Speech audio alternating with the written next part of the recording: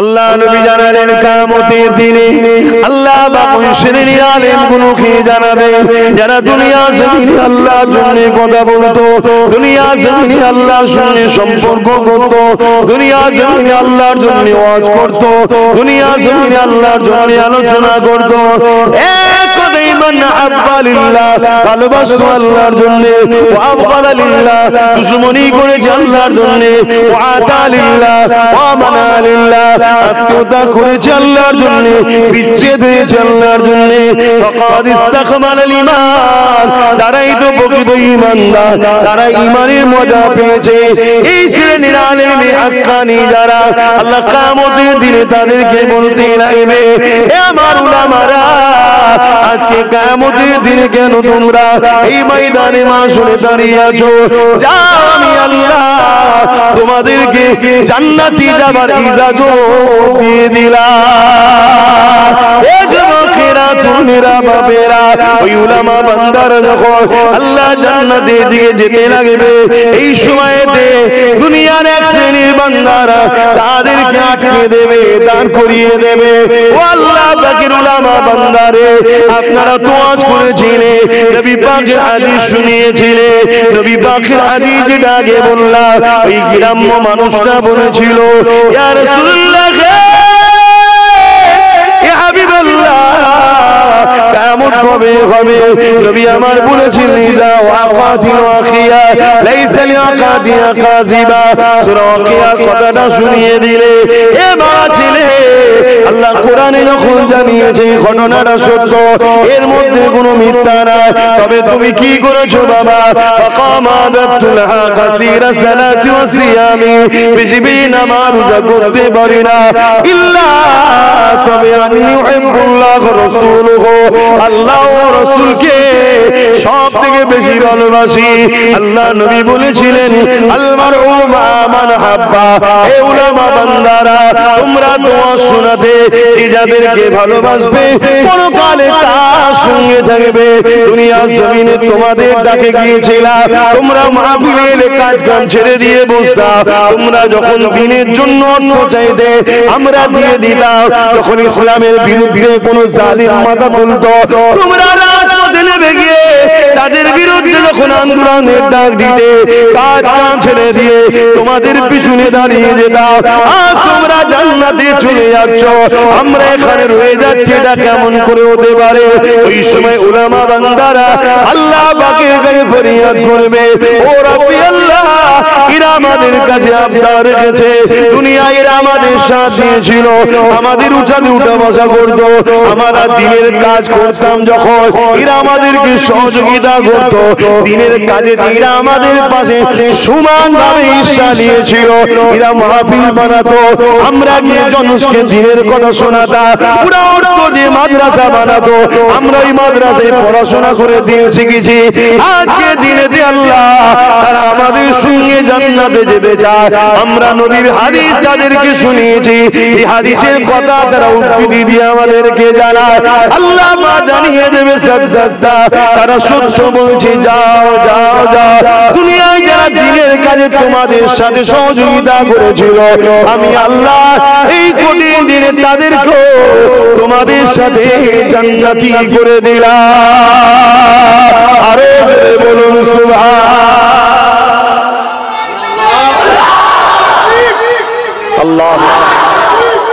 মনে রাখবেন, জান্নাত যাওয়া খুব কঠিন, কিন্তু আল্লাহকে যদি রাজি করতে পেরেছি তাহলে জান্নাত যাওয়া খুব সহজ। বুঝতে পারলাম? জান্নাত যাওয়া খুবই কঠিন, অত সহজ নয় বাপ। আল্লাহ নবী তাই বললেন, আখিরি জামানা আমার উম্মত দাবিদারদের মধ্যে ৭৩ দলে বিভক্ত হয়ে যাবে, ৭২ দল জাহান্নামী হয়ে যাবে, একটি দল জান্নাতি হবে।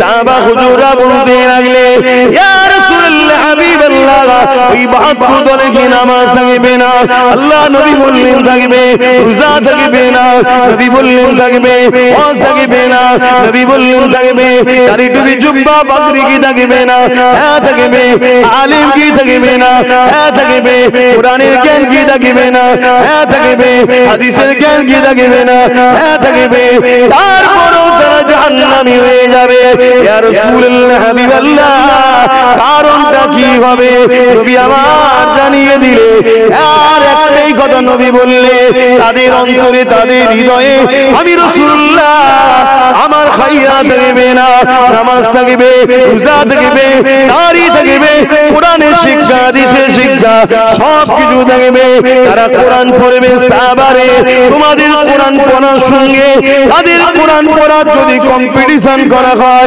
এ সাহাবারে তাদের কোরআন পড়ার কাছে তোমাদের কোরআন পড়াটা হাকির হবে ছোট হয়ে যাবে তারা এত সুন্দর করে কোরআন পড়বে তাদের রুকু তাদের সিজদা এ সাহাবা তোমাদের সঙ্গে কম্পেয়ার যদি করা হয় তাদেরটা শ্রেষ্ঠ মনে হবে তাদের রোজার সঙ্গে তোমাদের যদি কম্পেয়ার করা হয় তাদেরটা শ্রেষ্ঠ মনে হবে যে সাহাবাদিগকে নবী পাক শিক্ষা দিয়েছে যারা নবীদের পরে সম্মানিত সেই সাহাবাদিগকে বলছে তাদের সঙ্গে তোমাদের কম্পেয়ার করলে তাদেরটা শ্রেষ্ঠ মনে হবে এত কিছু থাকার পরও তারা জাহান্নামী ইয়া রাসূলুল্লাহ কেন নবী বললেন তাদের অন্তরে আমি রাসূল আমার খাইয়া থাকবে না আমার প্রেম থাকবে না আমার আদব থাকবে না তাই আজকে তোমাদেরকে আপনাদেরকে জানিয়ে দিই নামাজ থেকে ছুটলে হবে না রোজা থেকে ছুটলে হবে না মসজিদ বানিয়েছে কটা দেখলে হবে না মাদ্রাসা বানিয়েছে কটা দেখলে হবে না দাড়ি কত বড় টুপি কত বড় এ হজ করেছে এটা থেকে ছুটলে হবে না এ কোনো দ্বিতীয় অপশন প্রথম নম্বর দেখতে হবে তার হৃদয়ে আমার নবী কোন জায়গায় আছে সে আমার নবীর আজমত সম্বন্ধে আমার নবীর মাকাম সম্বন্ধে আমার নবীর গাছ সম্বন্ধে আমার নবীর শান সম্বন্ধে আল্লাহ যে আমার নবীকে সম্মানিত করেছে এই জায়গাতে তার আখিরা কোথায় রয়েছে দাড়ি রয়েছে টুপি রয়েছে মসজিদ রয়েছে মাদ্রাসা রয়েছে কিন্তু জবান দিয়ে আমার নবীকে কষ্ট দেওয়ার কথা বলে আল্লাহ নবীকে মরা বলে আমাদের মতো মানুষ বলে আল্লাহ নবীর ইলম কালামে কম ছিল বলে ইলমে গায়েব জানে না বলে রাসূল আবাদ আসা জানে না অক্ষর জ্ঞান জানে না রাসূলুল্লাহ ভুলে যায় এই যুবকেরা নবী 40 বছর আগে নবুয়ত পাইনি নবী ছিল না নবী পাক গরু ছাগল চড়াতো রাখাল ছিল নবীরা ভিখারি ছিল এই ধরনের কুফরি কথা যে বক্তার মুখে পাবে যে আলেমের মুখে পাবে সে যত বড় পীর দাবি করো যত বড় মূর্তি মাওলানা দাবি করো যত বড় মাদ্রাসা তৈরি করেছে মসজিদ তৈরি করেছে আল্লাহর কোরআন অনুযায়ী নবীর হাদিস অনুযায়ী সে একজন মুনাফিক আর মুনাফিকের ঠিকানা হলো সবথেকে নিকৃষ্ট জাহান্নামী এরা হলো এই 72 দল যাদের লক্ষ্য হলো একটা আমেরিকা ফ্রান্স বিদেশিদের ডলার নিয়ে আমার নবীর উম্মতদের ঈমানকে চুরি করে নেওয়া সিনার পাওয়ারটাকে বার করে না তাহলে এদের সংখ্যা যতই থাকুক না কেন এরা ভয়ে ভয়ে খুনোখুনি করে শেষ হয়ে যাবে এদেরকে নিয়ে কোনো চিন্তা করতে হবে না আর যদি সিনার পাওয়ার থাকে এক খালিদ বিন ওলীদ 125টা লড়াই করেছে আমার নবীর পক্ষে দাঁড়িয়ে ঈমানের পাওয়ারে 125টা লড়াইতে আল্লাহ তিনাকে বিজয় দিয়ে দিয়েছে ঈমানের পাওয়ার যদি থাকে সালাউদ্দিন আইবি তৈরি হয়ে যাবে এক সালাউদ্দিন আইবি 12,000 সৈন্য নিয়ে মসজিদে আকসাকে বাঁচাবার জন্য সেলিবিয়াদের 4 লক্ষ সৈন্য ছিল সালাউদ্দিন আইবি জানার পরও পালিয়ে যায়নি 4 লক্ষর মোকাবিলায় 12,000 নিয়ে আগিয়ে গেছে ওই 12,000-এর কাছে 4 লক্ষ পৃথিবী বিখ্যাত সৈন্য সেলিবিয়ারা পালাবার রাস্তা খুঁজে পায়নি ঈমান থাকার জন্য পৃথিবীর super power America France Britain Japan পৃথিবীর সমস্ত শক্তিশালী দেশগুলো একতা হওয়ার পরও প্যালেস্টাইনকে মিটাবার চেষ্টা করেছিল প্যালেস্টাইনবাসীরা চাঙ্গুল দিয়ে পাথর নিয়ে পারমাণবিক শক্তির বিরুদ্ধে লড়াই করেছে পৃথিবীর শক্তিগুলো যুগে বাধ্য হয়েছে, প্যালেস্টাইনবাসী কামিয়াবি হয়েছে। কিসের জোরে? কিসের জোরে? একমাত্র পাওয়ার ঈমান, ঈমান, ঈমান। ঈমান হলো সিনার মধ্যে, হৃদয়ের মধ্যে নবীর প্রেম আজমাতকে বাড়ানো। যাদের দিলে নবীর প্রেম নেই, আজমাত নেই, ভালোবাসা নেই, সে যাই হোক না কেন সে মুনাফিক, জাহান্নামী। এটাকে আমাদেরকে বুঝতে হবে। যদি না বুঝি ঈমানটা চলে যাবে। আর যদি আপনি নবীর প্রেমিক হতে পারে, ইনশাআল্লাহ আবার আল্লাহর পক্ষ থেকে বদরের মতো ফেরেশতা আসবে। বিজয় অবশ্যই মুমিন মুমিনাদেরই হবে। আরো জোরে বলুন সুবহান।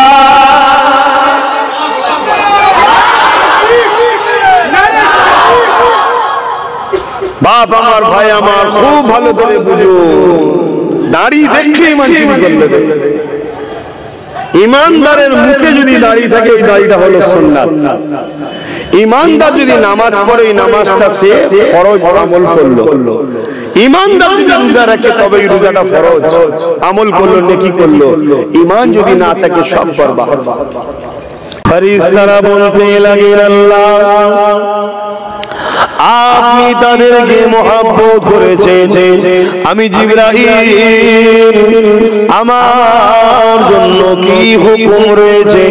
আল্লাহ বলতে লাগে, এ জিবরাইল আমি আল্লাহ যাকে মহব্বত করেছি, তুমিও তাকে মহব্বত করে না। জিবরাইল কাওয়াদা, আল্লাহ আমি তিনাকে মহব্বত করে নিলাম। আল্লাহ পাক এই জায়গা তো শান্ত হন না। আল্লাহ আবার বলেন, এ জিবরাইল যাও, ইসরাফিলকে, আজরাইলকে, মিকাইলকে জানিয়ে দাও, আমি আল্লাহ অমুক বান্দাকে ভালোবেসেছি, তাদেরকেও ভালোবাসতে বলো। হযরত জিবরাইল সে তিন ফেরেশতাকে জানিয়ে দেবে, এ আল্লাহ পাকের ফেরেশতারে, আল্লাহ আমুককে মহব্বত করেছে, তোমাদেরকে মহব্বত করার হুকুম দিয়েছে।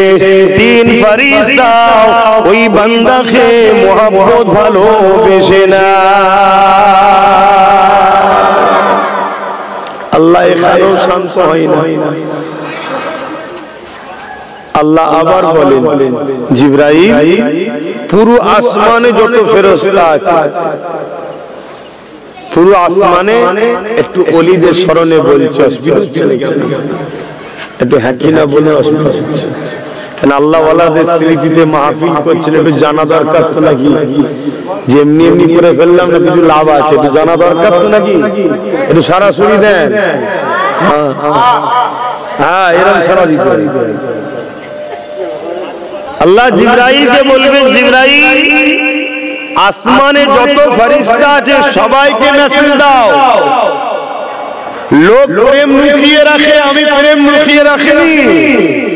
আমি আল্লাহ যাকে ভালোবেসেছি সবাই যেন তাকে ভালোবাসে। বললেন না সুবহানাল্লাহ? সুবহানাল্লাহ বললে লাভ আমাদের, তাই তো নাকি? একবার সুবহানাল্লাহ বলবেন, জান্নাতে আপনার নামে একটা গাছ রোপণ হবে। 100 বার বলবেন, 100 বার। জিন্দেগি যদি 1000 জলসায় বসেন, 100 বার যদি বলে থাকেন, 1 লক্ষ বার সুবহানাল্লাহ, 1 লক্ষ গাছ হবে আপনার নামে। আমি আবার বললাম, এক একজন জান্নাত পাবে জমিন আসমানের মতো এত বিশাল এলাকা নিয়ে। আল্লাহর জায়গার কম নেই। আল্লাহ পাক যিনি কায়নাত তৈরি করেছেন, তিনি আরো 20টা কায়নাত করতে পারে না, পারে না। তবে অলরেডি তিনার গ্যালাক্সি, গ্রহ বানানো আছে। কথা বুঝে আসছে?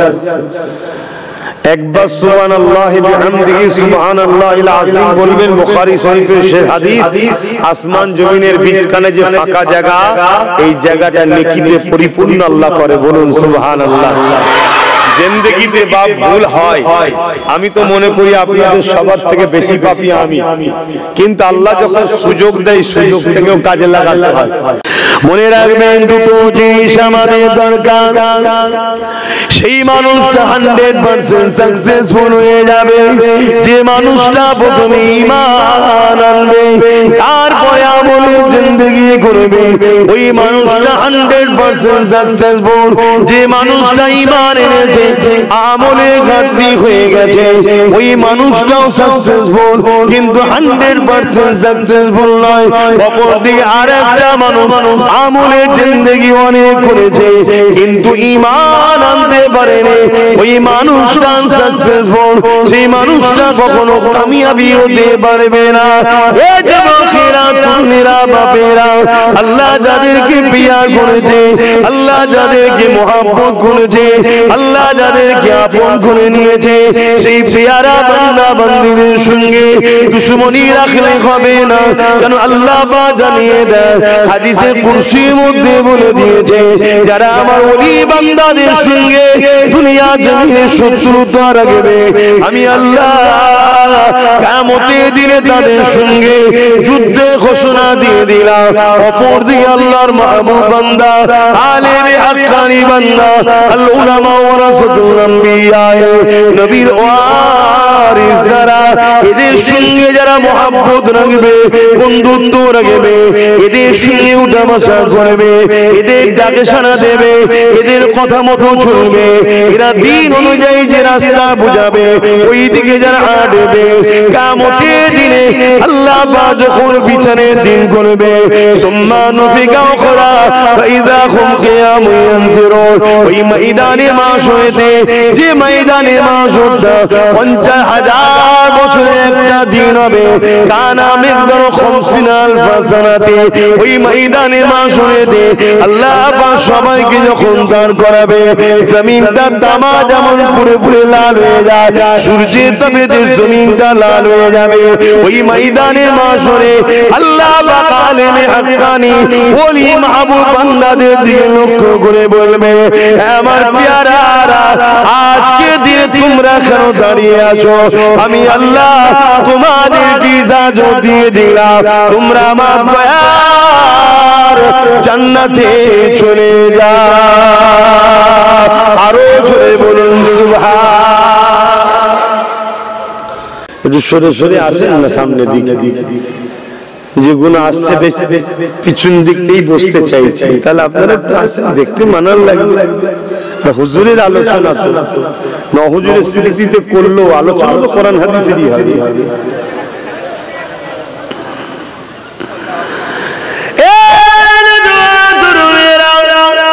ময়দানে মাশরটা তো কঠিন দিন হবে, আল্লাহ নবী সাহাবাদিওকে বারবার বারবার বলে, আমার উম্মত উম্মতিরা, আমার সাহাবারা ময়দানে মাশরের জন্য বেশি বেশি করে কাঁদবে।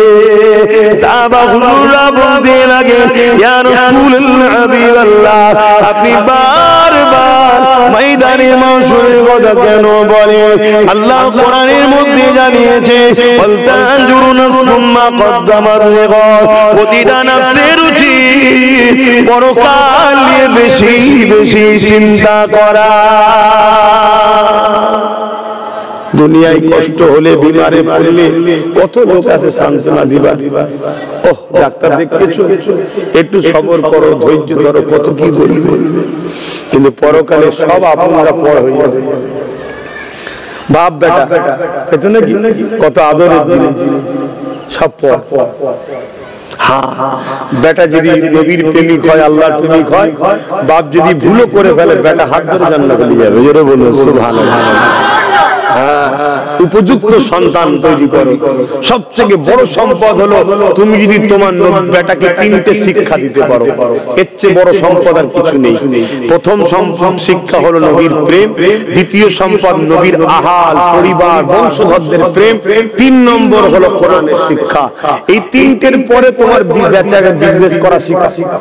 সবচেয়ে তো বেশি পয়সা আর বরকত বিজনেসে আছে, চাকরিতে বরকত নেই, তো বাঁধা ধরা মাইনে, আর চাকরিতে শান্তিও নেই, ছুটি কবে পাবে কোনো ঠিক নেই। বিজনেস আজ মনে কাছে চলো বেড়াতে যাবো, চলো পরিবারের ঘুরে চলে এলে, ঠিক না? বিজনেস করা শেখাও, বিজনেসের ট্রেনিং দাও ছোটবেলা থেকে। বিভিন্ন বিজনেস আছে, লক্ষ লক্ষ সিস্টেম আছে হালাল বিজনেস। হারাম নয়, হালাল বিজনেস, লক্ষ লক্ষ দিক আছে, হাজারটা নয় লাখ লাখ তরিকার নিয়ম আছে, কি বলে কোয়ালিটির বিজনেস আছে হালাল, সেগুলো শিক্ষা দেন বাচ্চাদের ঘরে, এখন থেকে ট্রেনিং দেন, ব্রেন তৈরি করুন, কিন্তু তিনটে শিক্ষা কম্পালসারি বাচ্চাদেরকে দেবেন। তাহলে কিয়ামতের দিন কোনো কারণে যদি আপনি ধরা পড়েন, আপনার এই হীরের টুকরো যাকে নবীর প্রেম দিয়েছে, শিক্ষা দিয়েছেন, যাকে আহলে রাসূলদের প্রেমে শিক্ষা দিয়েছেন, কোরআনে শিক্ষা দিয়েছেন, সে কিন্তু বাপকে সাথে নিয়ে যাবে। সবাই কিয়ামতের দিন বেকার নয়, যারা আল্লাহ রাসূলের হতে পারেনি ঠিকভাবে তারা বিপদে পড়বে, যারা প্রকৃত আল্লাহ ওয়ালা হয়ে গেছে তাদের টেনশন নাই। এমন ৭০,০০০ উম্মত আমার নবীর মধ্যে আল্লাহ পাঠিয়েছে, যারা কিয়ামতের দিনে এক একজন ৭০,০০০ করে জাহান্নামী উম্মতকে জান্নাতে নিয়ে যাবে। জোরে বলুন সুবহানাল্লাহ। আশা রাখা যায় আমার ৫ হুজুর কিন্তু বেকার না, কথা মাথায় ঢুকছে, আমার ৫ দাদু কিন্তু বেকার নয়। এরকম জোড়া দেখাও না পৃথিবীতে বাবা, বড় বড় তো সব দাবিদার অনেক কিছু, এরকম জোড়া দেখাও না। আমার দাদু এখানে আপনাদের কি, আপনাদের দাদু নয়?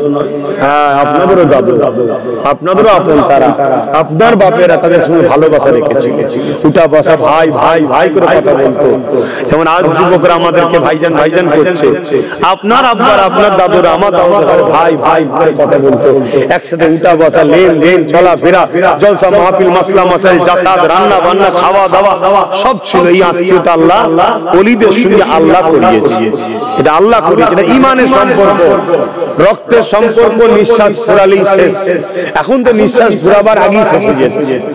কি বেটাটা শুধু বিয়ে দিলে হয়, সমাজে ঘটছে। এর কারণ কি? ওই নবীর প্রেম শিক্ষা দেয়নি, কোরআনের শিক্ষা দেয়নি। এজন্য বেটা বাপ মার গুরুত্ব বুঝে যাচ্ছে, মাম্মা যে কি জিনিস বেটা বুঝতে পারেনি, এর জন্য বাপ মাই দোষী। বাপ মা যদি বেটাকে সেই শিক্ষা দিত যে বাবা রাসূলুল্লাহ বলেছে যে বাপ মার নয় স্বামী নবী আমার নয়, আল্লাহ বলেছেন হাদিসে কুদসি, যে যার উপরে বাপ মা রাজি আমার আল্লাহ তার উপরে রাজি। জোরে বলুন সুবহানাল্লাহ। এই ট্রেনিং যদি বাচ্চাদের ঘরে আমরা দিই, তাহলে বাচ্চা বুঝবে আমি কোটিপতি হই আর আরবপতি হই, পীর সাহেব হই আর মুফতি সাহেব ওখানে নেতা সাহেব হই, আমার বাপ মার পায়ের তলায় আমার জান্নাত, তাদেরকে নারাজ করলে হবে না। এটা তো আমাদের উচিত ছিল ছোটবেলা থেকে তাদের মেন্টালিটিতে ট্রেনিং দেওয়া। আমরা তা না করে ছোটবেলা থেকে বাচ্চাদের হাতে দিচ্ছি মোবাইল, বাচ্চারা ছোটবেলা থেকে ড্রামা দেখছে, নাটক দেখছে, ছেলে কিভাবে মাকে বৃদ্ধাশ্রমে দিচ্ছে নাটকে দেখাচ্ছে, বাপকে কিভাবে ছেলে বৃদ্ধাশ্রমে দিচ্ছে দেখাচ্ছে, কিভাবে মেরে বার করে দিচ্ছে দেখাচ্ছে। আমাদের বাচ্চাগুলো এখন থেকে ট্রেনিং পাচ্ছে, এটা কিন্তু আমরা আমাদের ভবিষ্যৎকে কানা করছি। আর যদি আমরা আমাদের বাচ্চাদের ঘরে ডাক্তার বানাবো, কিন্তু আগে নবীর গোলাম বানাবো, জজ বানাবো আগে নবীর গোলাম বানাবো, পুলিশ বানাবো নবীর গোলাম আগে বানাবো, রাজনীতির নেতা বানাবো কিন্তু আগে নবীর গোলাম বানাবো। নবীর গোলাম যিনি পুলিশ হয়, জজ হয়, রাজনীতির নেতা হয়, যেই হোক, তার দ্বারা কখনো নিজেও ক্ষতিগ্রস্ত হবেন না, সমাজও ক্ষতিগ্রস্ত হবে না। মুস্তাফা জানের রহমতের প্রত্যেকটা গোলামি হলো প্রকৃত মানুষ। জোরে বলুন সুবহানাল্লাহ। তো ভাইরা আমার, কিয়ামতের দিন বড় কঠিন হবে, কেউ কারো হবে। আল্লাহ নবী সাহাবাদিকে বলে, আমার সাহাবারা কিয়ামতের দিনে এমন পাওয়া যাবে, নিজের ছেলেকে জমিনে শুইয়ে দিয়ে ওই ছেলের বুকের উপরে পা দিয়ে দাঁড়িয়ে যাবে। কিয়ামতের দিনে এমন মা পাওয়া যাবে, নিজের মেয়েকে জমিনে শুইয়ে দিয়ে তার বুকের উপরে পা দিয়ে দাঁড়িয়ে যাবে। কিয়ামতের দিনে এমন স্বামী পাওয়া যাবে, স্ত্রীর বুকের উপরে পা দিয়ে দাঁড়িয়ে যাবে, স্ত্রী এমন পাওয়া যাবে স্বামীর বুকের উপরে পা দিয়ে দাঁড়িয়ে যাবে। এক কথায় যার উপরে যার জোর চলবে, জমিনে শুইয়ে দিয়ে তার বুকের উপরে পা দিয়ে দাঁড়িয়ে যাবে। সাহাবা হুজুররা কাঁদিয়া জিজ্ঞাসা করে, ইয়া রাসূলুল্লাহ, হাবিবাল্লাহ, এই রকমটা কেন হবে? আল্লাহ নবী বললেন, বাবা সাহাবারা, লোহা যেমন আগুনে দিয়ে লাল হয়ে যায়, পুরে পুরে গরম হয়ে যায়, সূর্যের তাপে জমিনটা পুরে পুরে লাল হয়ে যাবে, ওই জমিনে মানুষ দাঁড়াতে পারবে না। এই জন্য যে যাকে পারবে জমিনে শুইয়ে দিয়ে তার আর বুকের উপরে পা দিয়ে দাঁড়িয়ে যাবে। এ যুবকেরা, তরুণীরা, বাপেরা, এই দিনটা তোমার আমার কি হবে উপায়? এই দিন কি হবে?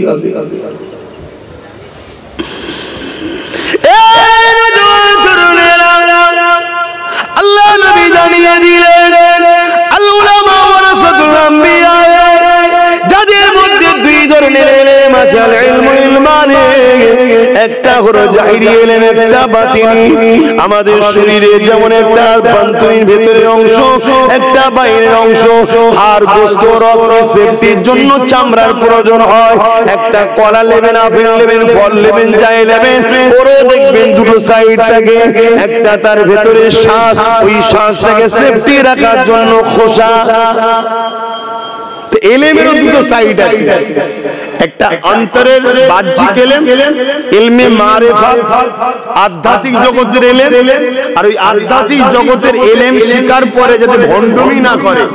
কেন কিছু ভণ্ড বাবা সেজে ঘুরে বেড়াচ্ছে, আছে না? পীর দাবি করে, আরে এই কিসের পীর দাবি করে, নাউজুবিল্লাহ।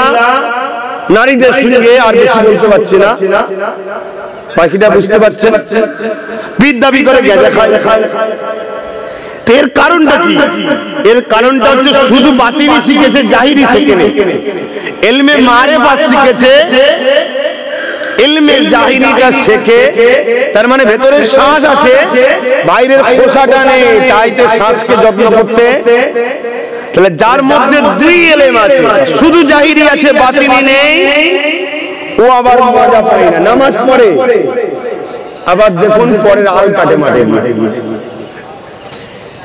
ইলম অর্জন করেছে, দেখো ব্যাটার বেজে পড়লি।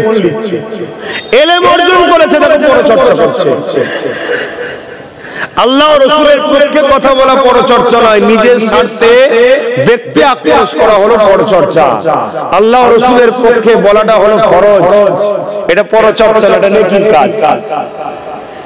তাহলে ইলম দুই ধরনের, আল ইলমু ইলমান, একটা জাহিরি, একটা অপরটা বাতিনি। এদেরকে বলা হয় আলেমে হাক্কানি। এরা হলো রাসূলের প্রকৃত ওয়ারিস, যাদের সম্বন্ধে নবী বলেছেন, সাহাবারা তোমরা আমাকে দেখে যে নিয়ামত পাচ্ছ, আলেমে হাক্কানি আমার ওয়ারিসকে যারা দেখবে, তাদের মজলিসে যারা বসবে, তোমরা আমার মজলিসে বসে যে নেকি ফায়দা পাচ্ছ, তারা সেই ফায়দা তাদের আমলনামায় আল্লাহ দেবে। জোরে বলুন সুবহানাল্লাহ। আমার মুফতি আজম মেজর হুজুর পীর কেবলা 108 বছর বয়স বসেছিলেন, আলেমে হাক্কানি মানুষ ছিলেন। দুনিয়াবি দিকে যেমন ইলমের সাগরও ছিল, আধ্যাত্মিক জগতেরও সাগর ছিল।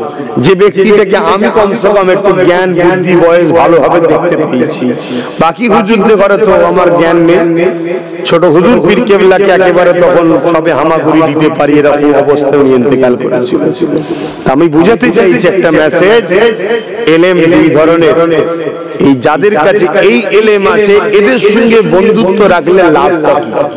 এই যেমন আজকে বন্ধুত্ব রেখেছেন, খরচ করছেন, বন্ধুত্ব রেখেছেন বলি তো গাড়ির পয়সা দিয়ে মাহফিলটা করছেন না। আজকের বাজারে টাকা পয়সার অবস্থা খুব খারাপ, ইনকামই রয়ে গেছে, পরন্তর কমে গেছে, কিন্তু দিনকে দিন জিনিসপত্রের দাম বেড়েই যাচ্ছে। যে থেকে অপদার্থ কেন্দ্রে জালিম সরকার এসেছে, আমার দেশটা ধ্বংস হয়ে যাচ্ছে। একটার পর একটা জিনিসের দাম বেড়েই চলছে, আর একটার পর একটা টাকাকে চুরি করলে পালাচ্ছে একদল লোক।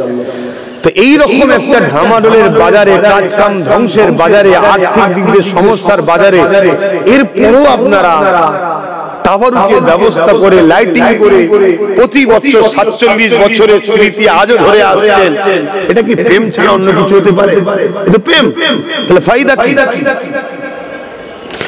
আল্লাহ নবী জানালেন কিয়ামতের দিনে আল্লাহ বাকুল শ্রেণীর আলেমগুলোকে জানাবে, যারা দুনিয়া জমিনে আল্লাহর জন্য কথা বলতো, দুনিয়া জমিনে আল্লাহর সঙ্গে সম্পর্ক করত, দুনিয়া জমিনে আল্লাহর জন্য ওয়াজ করত, দুনিয়া জমিনে আল্লাহর জন্য আলোচনা করত।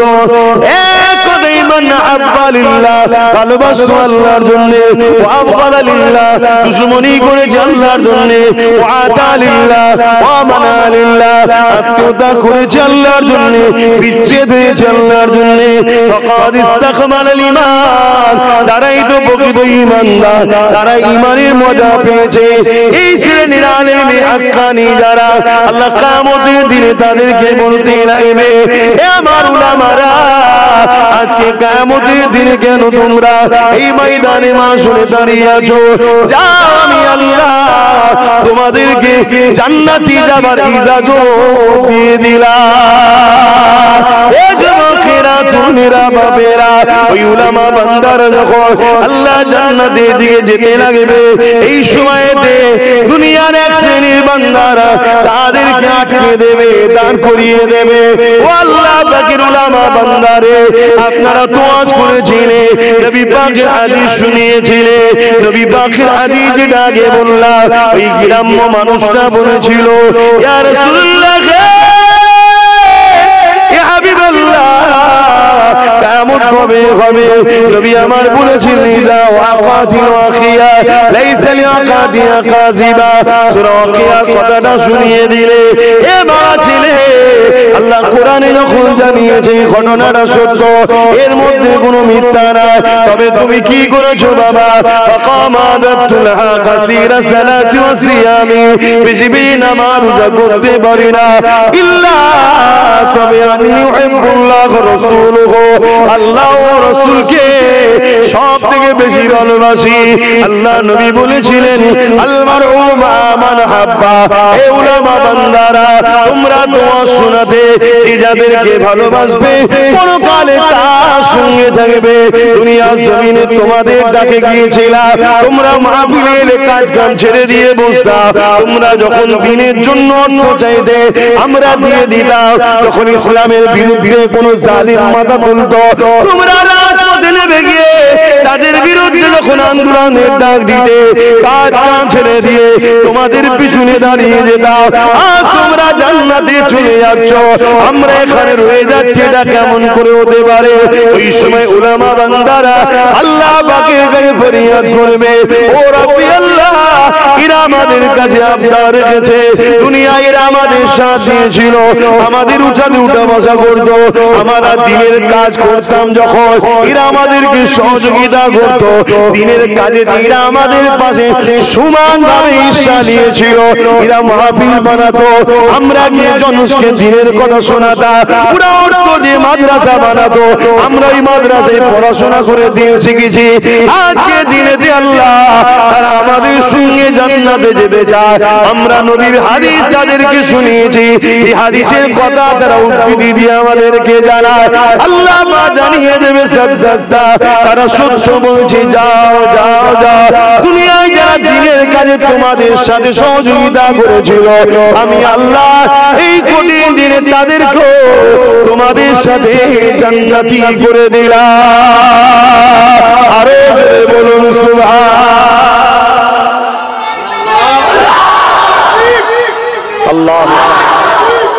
মনে রাখবেন, জান্নাত যাওয়া খুব কঠিন, কিন্তু আল্লাহকে যদি রাজি করতে পেরেছি, তাহলে জান্নাত যাওয়া খুব সহজ।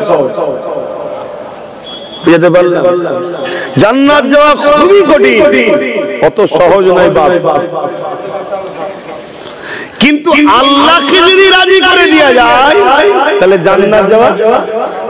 তা আমি ঠিকভাবে রাজি করতে পারিনি, কিন্তু যে রাজি করেছে তার সঙ্গে বন্ধুত্ব রেখেছে।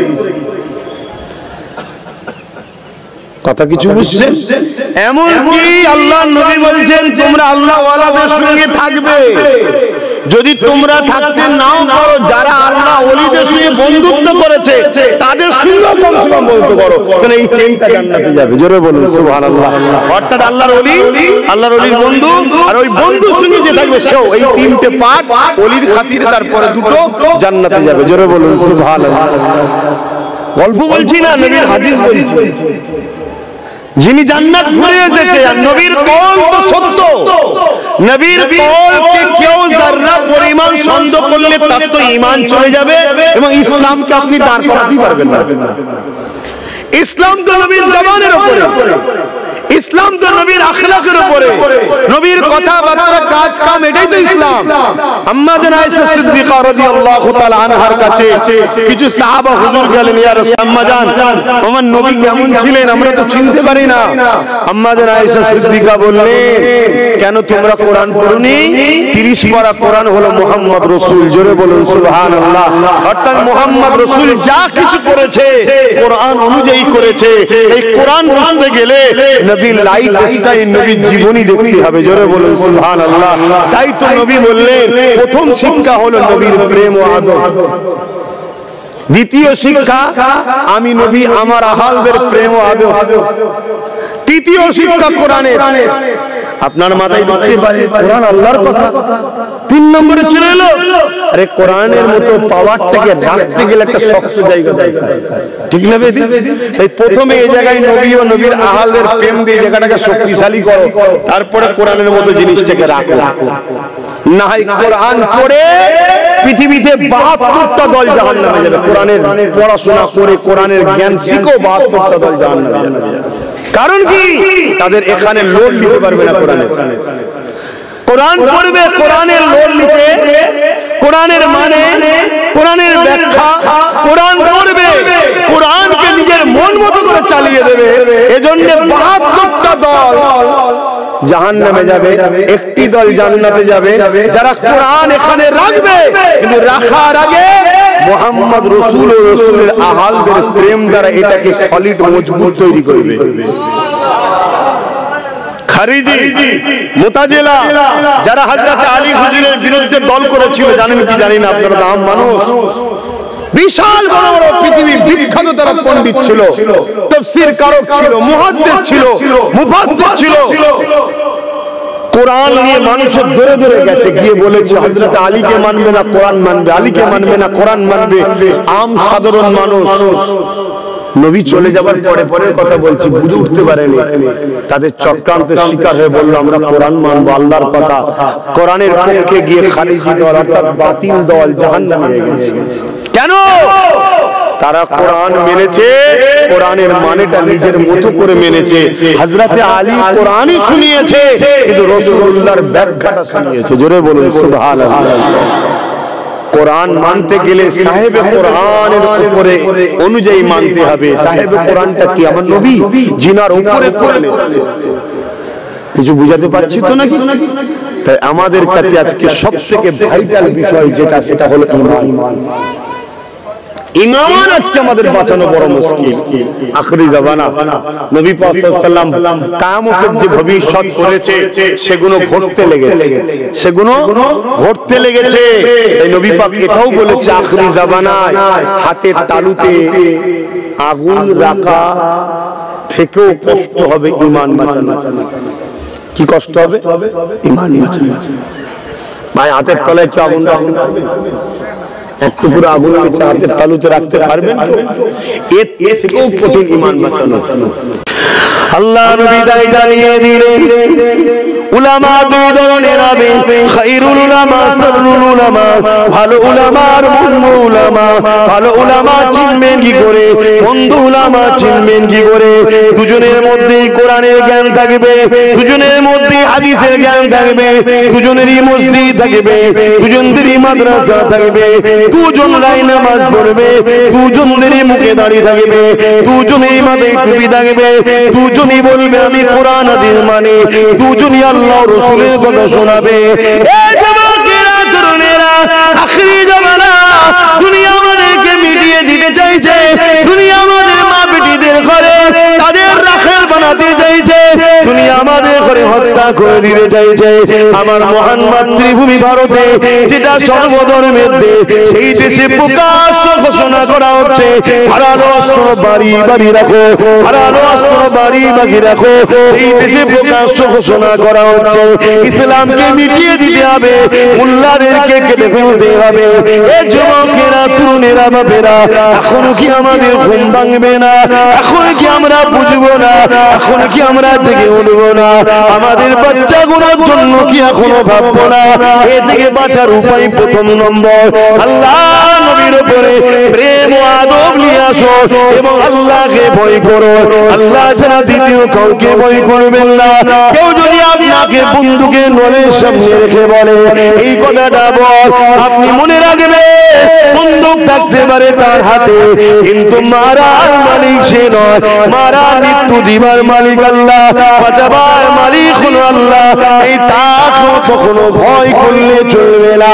এইরকম ঈমান অন্তরের মধ্যে রাখতে হবে। দ্বিতীয় নম্বর হলো নবী পাকের উপরে প্রেম আদব বাড়াতে হবে। এই যুবকেরা তরুণেরা পৃথিবী জুড়ে যারা আমাদেরকে মিটাতে চায় কোটি কোটি ডলার টাকা দিয়ে আমাদেরকে মিটাবার জন্য উলামা ছদ্মবেশে মুফতি নামে, বক্তা নামে, আলেম নামে, পীর নামে, পীরজাদা নামে সমাজের বুকে ছেড়ে দিয়েছে, যারা কিনা আমাকে কোরআন হাদিসের জ্ঞান দিবার নামে রাসূলুল্লাহর প্রেম আদব থেকে সরাবার চেষ্টা করছে।